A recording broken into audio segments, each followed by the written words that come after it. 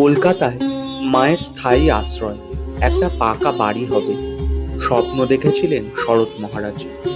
1906 সাল, কেদারচন্দ্র দাস কলকাতার বাগবাজারে 3 কাঠা জমি বেলুড় মঠকে দান করলেন। শুরু হলো এক স্বপ্নের পথ চলা।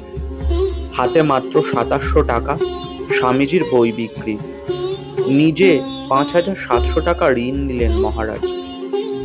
কত সংশয়, কত আপত্তি, তবু মায়ের প্রতি অসীম ভক্তিতে অসম্ভবকে সম্ভব করলেন মহারাজ।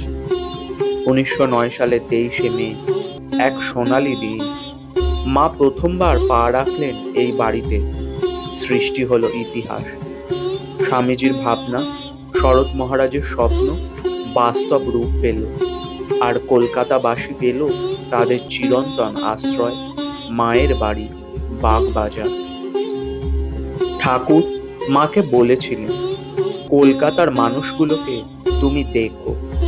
ঠাকুরের সেই সংকল্প এই বাড়িতেই 11 বছর ধরে মা পালন করে গেছেন। আজও সূক্ষ্ম শরীরে মা রয়েছেন এখানে, ভক্তের হৃদয়ে। সুখ দুঃখ আনন্দ উৎসবে আজও এই বাড়ি ভক্তের চিরন্তন আশ্রয়। বাড়ির প্রতিটি কোণায় আজও মায়ের স্নেহ, যেন মা নিঃশব্দে বলছেন, কেউ না থাক, জানবে তোমার একজন মা আছে। আমি মা থাকতে ভয় কি বাবা? আমি পাতানো মা নই, কথার কথা মা নই, সত্যিকারের মা, সত্য জননী।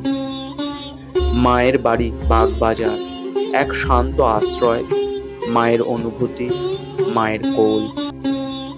মায়ের বাড়িতে আপনার সব থেকে মধুর স্মৃতি কোনটি? কমেন্ট করে জানাবেন। জয় মা।